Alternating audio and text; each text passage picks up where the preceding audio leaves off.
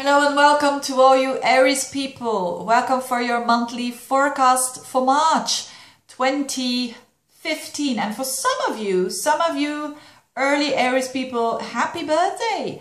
For some of you it's your birthday, and it's one of those months that pops out in the whole year. It's a month with so much dynamic, so you're really gonna like it. It's really Aries time.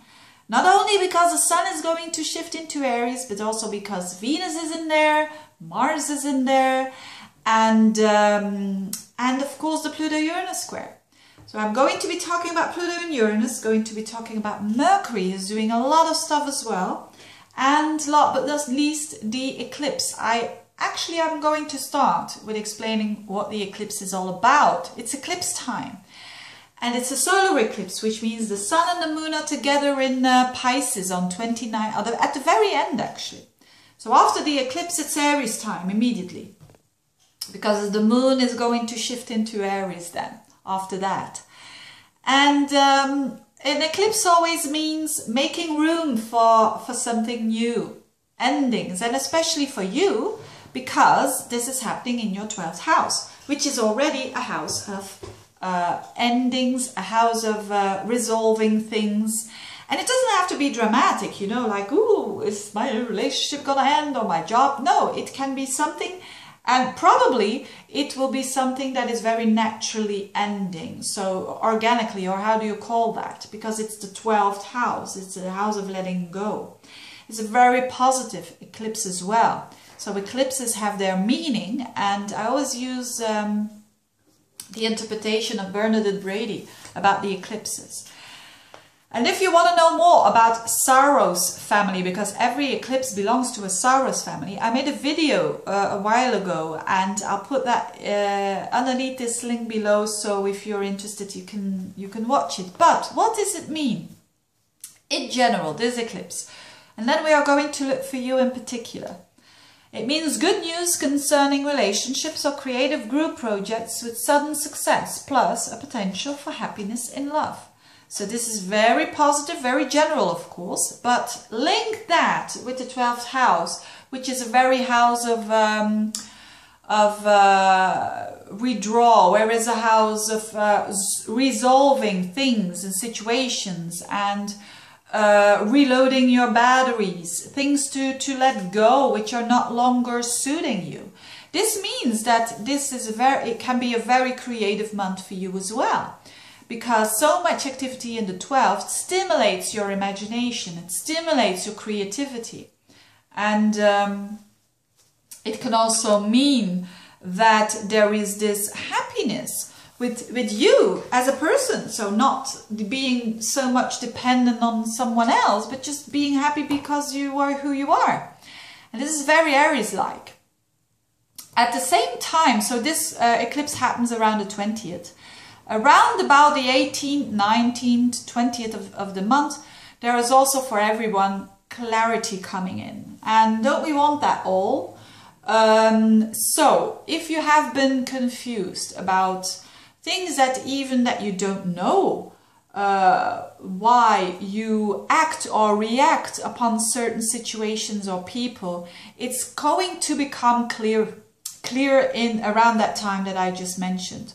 Because Mercury, the planet of the communication, the planet of thinking, is in your 12th house there, finding clearance, searching a lot, digging deep, bumping into Saturn and then into Neptune, which even makes it more of a mist there.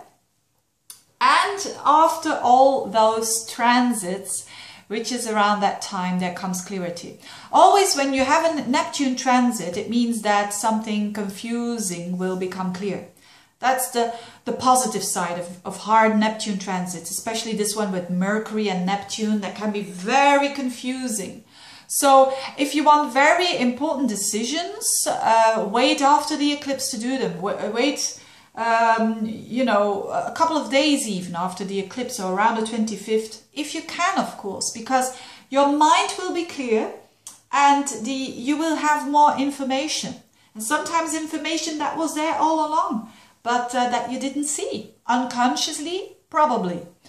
Sometimes we we don't want to see consciously as well, but with you it's more on an unconscious level. Information pops up and you can make your decision way more stronger because you've got all the facts now.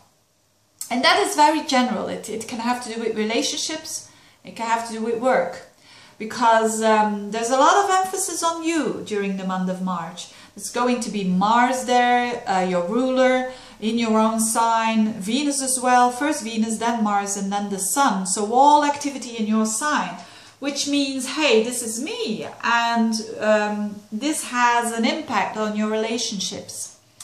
So the Aries people, that I'm going to explain now what's going to happen with another aspect, and the ones who have a birthday around, let's say, the 3rd, the 4th, the 5th and the 6th of April, these people will feel it the most, because the Pluto-Uranus square is exact at 15 degrees. So if you have planets there or an ascendant around 15 degrees of Aries, you will feel it the most, what I'm going to explain now. And this has to do with Pluto-Uranus. For the last time, it's in an exact square. But it's not only that. It's in that square, but it's also 3 other personal planets activating the square, which are the Venus, the Mars and the Sun in your sign. So Pluto and Uranus is all about waking up. It's all about not putting your head into the sand anymore. And probably it relates to or a relationship, or it can relate also to work or authorities or the mother figure.